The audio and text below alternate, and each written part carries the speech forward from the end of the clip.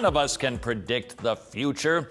The office of prophet, long gone. Only God knows the future as he ordains it, raises up one king, drops another one down. He knows the future. No human does. Nevertheless, we can take a look at the signs of the times and start to imagine, where could this be going? A system of freedom must be a system for a religious people.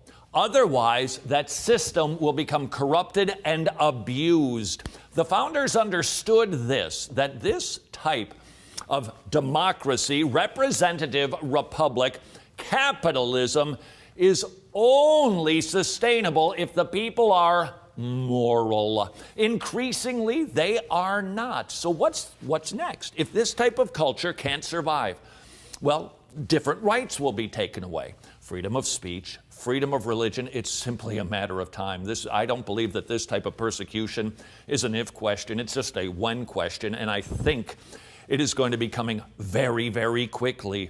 Once you get rid of rights, then what do you have? You've got the strong dictating and demanding, this is the way that it's going to be. And right now, progressives think that we collectively, as a culture, will make those decisions. Specifically, we will. We liberals will, because we're winning the day. Little do they know that that type of totalitarianism with the majority ruling doesn't last. Somebody will rise up to the top and tell everybody what to do. And when that happens, look out, church, it's going to be a Lulu. I think we're already in that funnel. And my encouragement to you is not to have you freak out and panic, but to be aware of it. I fear we're whistling by the graveyard on these issues. There are assaults on Christianity everywhere, and the tea leaves read, persecution. For instance, in Dallas, Texas, a church had a member, fellow was a member, who had for years struggled with same-sex attraction. And they worked with the fellow. He was repenting. He was resisting those urges and temptations, the way a Christian does. Well, it was revealed that he had a boyfriend, and he refused to break up with the fellow. And so the church pleaded with him, repent, repent.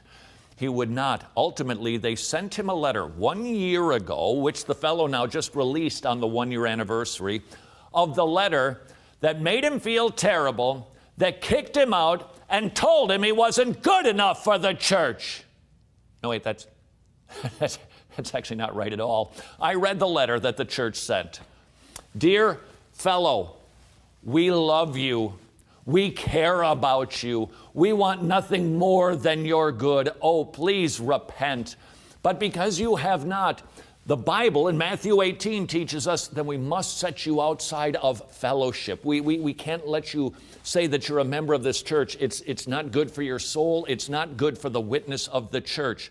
They practiced church discipline, and this kid put the letter out through social media. Whoa, the firestorm that ensued, the people going after those hateful Christians who won't let somebody who just wants to love another fella go to their church. They're backwards in their thinking. They're just Neanderthals, and they need to be stopped. That's just a sign of the times.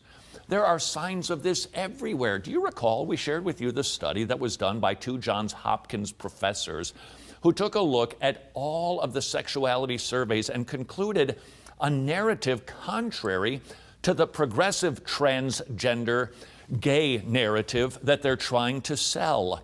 What was the response of Americans? The response was from a progressive organization stating, okay, Johns Hopkins, you take that back. You denounce their scholarship. And if you don't, we're going to give you a rating that's going to affect your business. What is that? Well, that's just bullying.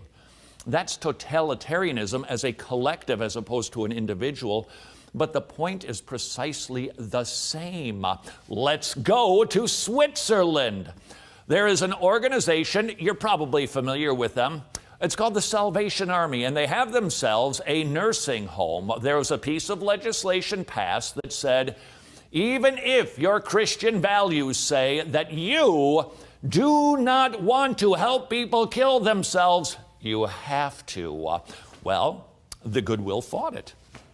The Goodwill lost.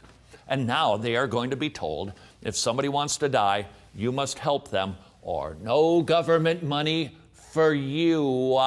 What is happening? All of these signs point toward this is not looking good for the church. And we would be wise to simply prepare for it, not get as much potable water as we need to. Do that if you want to.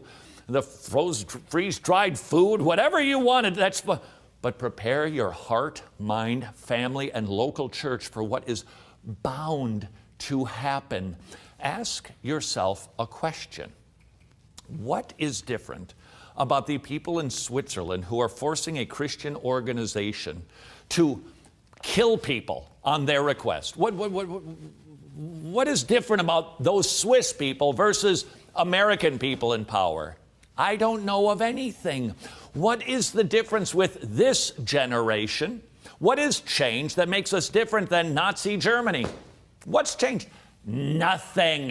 What is different with American culture and the people who inhabit it that is different from the North Korean wicked men who torture Christians and run them over with a dump truck, making their heads pop?